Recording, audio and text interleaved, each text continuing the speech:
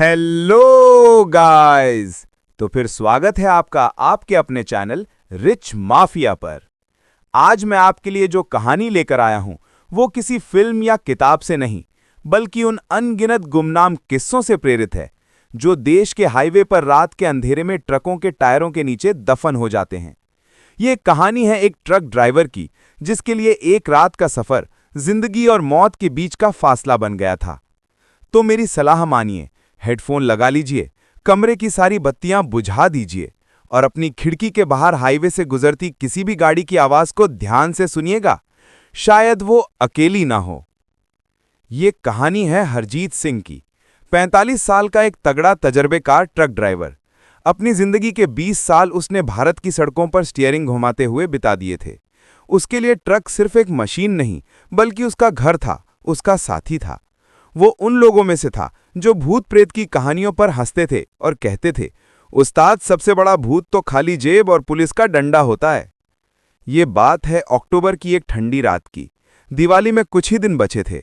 हरजीत को दिल्ली से उत्तराखंड के एक दूर दराज के गांव तक कंस्ट्रक्शन का कुछ जरूरी सामान पहुंचाना था। रास्ता लंबा था और NH 94 के उस हिस्से से गुजरता था जो पहाड़ों को चीर कर बनाया गया था और अपने खतरनाक मोड़ों और रात के सन्नाटे के लिए बदनाम था। उसने रात करीब 8 बजे ऋषिकेश पार किया। एक छोटे से ढाबे पर उसने चाय के लिए ट्रक रोका। ढाबे का मालिक, एक बूढ़ा पहाड़ी आदमी, ने उसके ट्रक पर लदेट सामान को देखकर पूछा, बेटा, इतनी रात को आगे पहाड़ पर जाओगे? रास्ता ठीक नहीं है। हरजीत ने हंसकर कहा, चाचा, 20 साल से यही रास्ते नाप रहे हैं, आप चिंता मत करो। बूढ़े आदमी ने एक गहरी सांस ली और बोला, अगर मानो तो एक सलाह दूं। चुड़ैल पानी वाले मोड़ से पहले एक पुराना पीपल का पेड़ पड़ेगा। आधी रात के बाद वहां कोई दिखे, कुछ भी सुनाई दे तो ट्रक रोकना मत, चाहे भगवान ही क्यों ना उतराए, बस चलाते रहना। हरजीत ने उसकी बात मजाक में उड़ा दी और अपना ट्रक लेकर आगे बढ़ गया। रात के करीब 12 बज रहे थे। हाईवे पर ट्रैफिक बिल्कुल खत्म हो चुका था। दूर दूर तक सिर्फ हरजीत के ट्रक की हेडलाइट्स की रोशनी थी जो अंधेरे को चीर रही थी, और इंजन की भारी गड़गड़ाहट जो पहाड़ों में गूंज रही थी। घना कोहरा छाने जगह था और सड़क मुश्किल से दिख रही थी। कैबिन में अकेलापन काटने के लिए उसने पुराना रेडियो चालू कर दिया, जिसमें से किशोर कुमार के गाने की धीमी आवाज आ रही थी। तभी अचानक रेडियो में खरखराहट हुई और गाना बंद हो गया।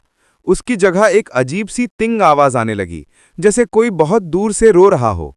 हरजीत ने सोचा कि पहाड़ों में सिग्नल की दिक्कत होगी और उसने रेडियो बंद कर दिया। वो उस पीपल के पेड़ के पास पहुंच रहा था जिसका जिक्र ढाबे वाले ने किया था।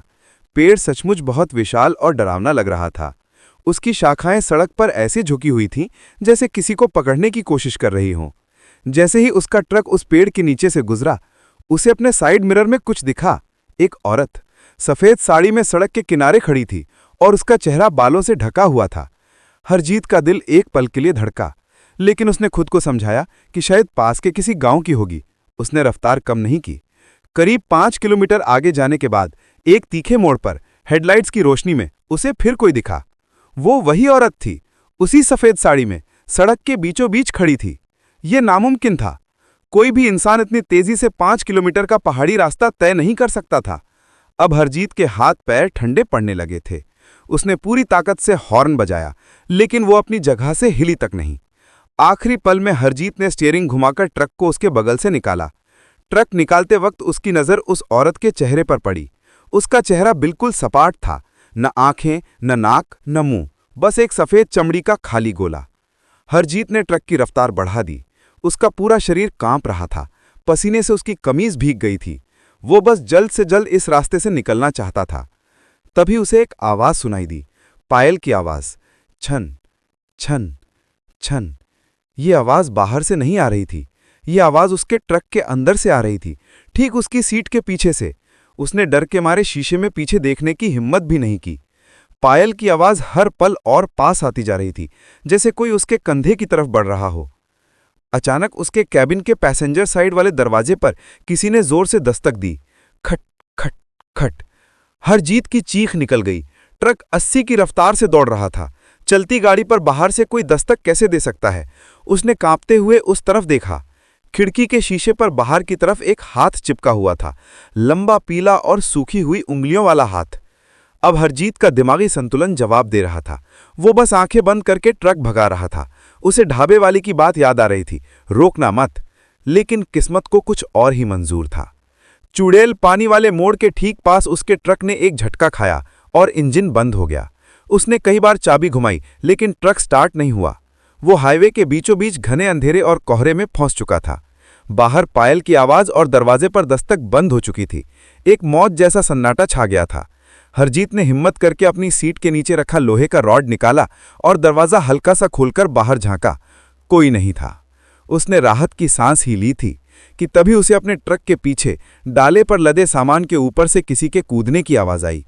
वो समझ गया वो जो भी है अब ट्रक के ऊपर है। धीरे धीरे उसे छत पर किसी के चलने की आवाज सुनाई दी। वो आवाज ठीक उसके कैबिन के ऊपर आकर रुक गई। हरजीत ने अपनी सांस रोक ली। अचानक ट्रक की छत पर जोर जोर से कोई कूदने लगा। धड़ाम धड़ाम धड़ाम, ऐसा लग रहा था जैसे कोई छत तोड़कर अंदर आ जाना चाहता हो। ट्रक बुरी तरह हिल रहा था। हरजीत सीट के नीचे घुस गया और अपनी आंखें कसकर बंद कर ली।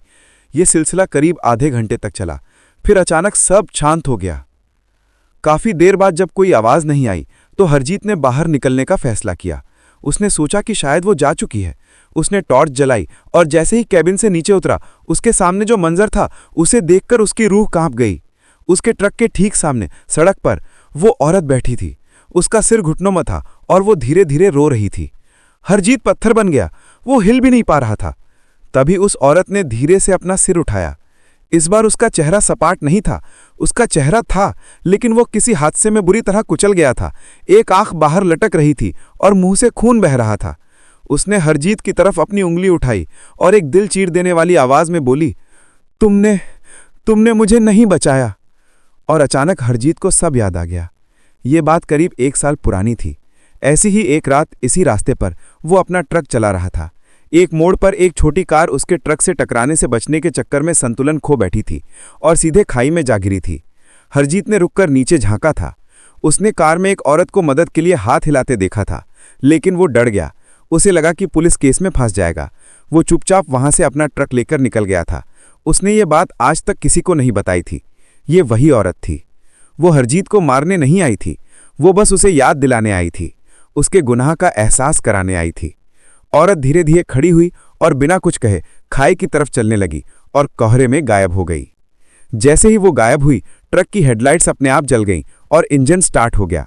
हरजीत ने एक पल भी नहीं गंवाया। वो ट्रक में बैठा और उसे बेतहाशा भगाने लगा। वो तब तक नहीं रुका जब तक सुबह की पहली किरण नहीं दिख गई और वो अपने गंतव्य तक नहीं पहुंच गया।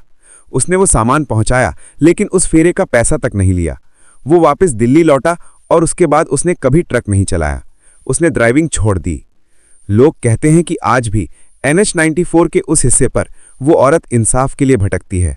वो हर गुजरने वाले ट्रक को रोकती है, इस उम्मीद में कि शायद कोई ड्राइवर रुकेगा और उसकी मदद करेगा, ठीक वैसे ही जैसे 1 साल पहले हरजीत सिंह ने नहीं की थी।